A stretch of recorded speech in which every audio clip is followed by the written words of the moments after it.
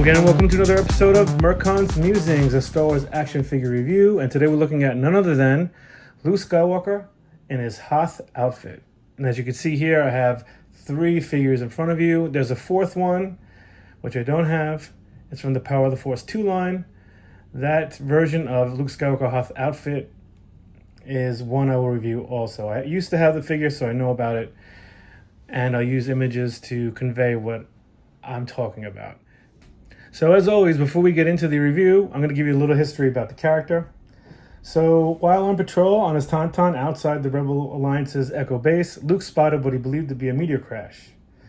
But before he could properly investigate, Luke was ambushed and knocked unconscious by a Wampa, a towering predatory creature native to Hoth. Luke awoke to find himself hanging by his feet from the ceiling of the Wampa's ice cave. He used the Force to retrieve his lightsaber and cut himself free, and then had to defend himself against the Wampa, severing its arm before escaping into the freezing cold. Already injured and now suffering from extreme cold, Luke nearly succumbed to the elements. He was eventually found and rescued by Han Solo. So, with that said, we're going to start out with the earliest one, Luke Skywalker, which was originally called Luke Skywalker Hoth Battle Gear. And this action figure, I'm a little mixed about it because it's not a bad sculpt. It's pretty ambitious. They did a lot of sculpting on it. Like they have the goggles down around his neck. They have the macro binoculars around his neck. They have some really interesting stuff sculpted on. Like he's got a holster there. The gear looks perfect. I like the different colored sash on his head. And he's not a bad figure, but the worst thing about this figure is he comes with the wrong accessories. He doesn't have a lightsaber. He doesn't have the DL-44 pistol.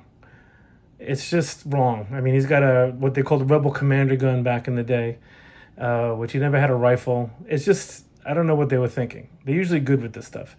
But he's a standard 5 points of articulation. The head moves, the arms move, and the legs are also articulated, but they just move up and down. Like I said, not a bad figure. Looks great.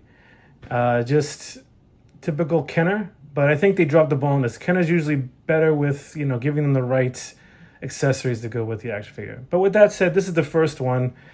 It's okay. It's not bad for Kenner. So we're going to move to the next one.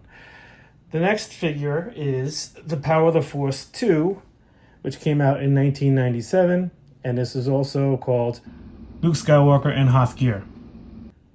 This figure suffers from the basic problem with all the Power of the Force 2 figures have, is that they're built too bulky and too muscular. And I don't know why they went this route, but they fixed it obviously with the vintage collection. I mean, the figure looks decent. It's just he's too bulky. He doesn't have a lot of articulation. He has the 2 leg articulations, the 2 arm articulations, the head turns, and the waist twists. So 6 points of articulation. He comes with the Han Solo blaster and a lightsaber. I didn't like that line at all. It's just too basic. And it's like a step up from the Kenner articulation, which, Kenner was great because it came out so long ago. In 1997, they could have come up with something better, in my opinion. So moving on, we're going to take a look at, this is the Vintage Collection, 95.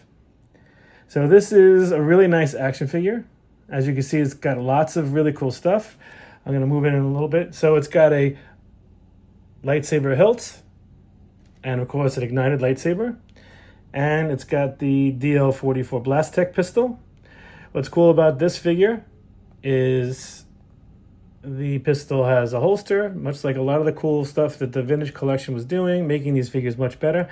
And the articulation is so good on so many different levels. So you have the insert joints in the knees, and you have the insert joints on the elbows, and you have the swivel hands. The feet these feet normally, they kind of do, they rock, but they have this plastic that's covering over it, because that's what it looked like, the costume. He's got articulate, let me just pull this off. Hold on, I'm just going to pop his head off, it's easier. So I like it and I don't like it. It's got, there we go. It's got this one-piece goggles / scarf. I know what they were going for. because you see this in the beginning of the movie when he's putting the sensors down, and then the probots crash, but he thinks it's a meteor. So they did it one piece. I get it. The face sculpt is pretty good. It's not a bad likeness of Mark Hamill. And comes with a lot of cool accessories. It's loaded with articulation. I like he's got the chest articulation instead of waist articulation. Makes for more dynamic lightsaber poses you can do. Yeah, it's a pretty good figure. I would say it is a definitive one, even though we haven't gotten to the next one, the Black Series. This is a tough one. These two are really good figures, the Black Series and the VC 95. So this came out in 2012. This one came out in 2014. Now, I'm going to do this one, and then I'll sum it up, and you'll see what I think, and I hope you agree. So this is the Black Series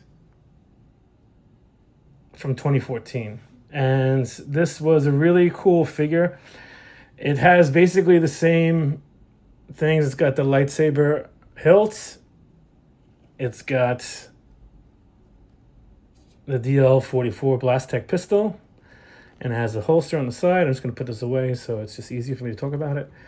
And it's basically the same exact thing. It's got the articulated insert joints on the knees, and it's got the legs, they turn. You got the wrist action here. You got insert joints on the elbows, and you got the head on a ball joint, and it has the same articulation. And it's got the same thing. You pull off the head, and this thing is attached one piece as well. And it's okay. What I find really interesting about this action figure is that it's basically the same thing, but it's slightly taller.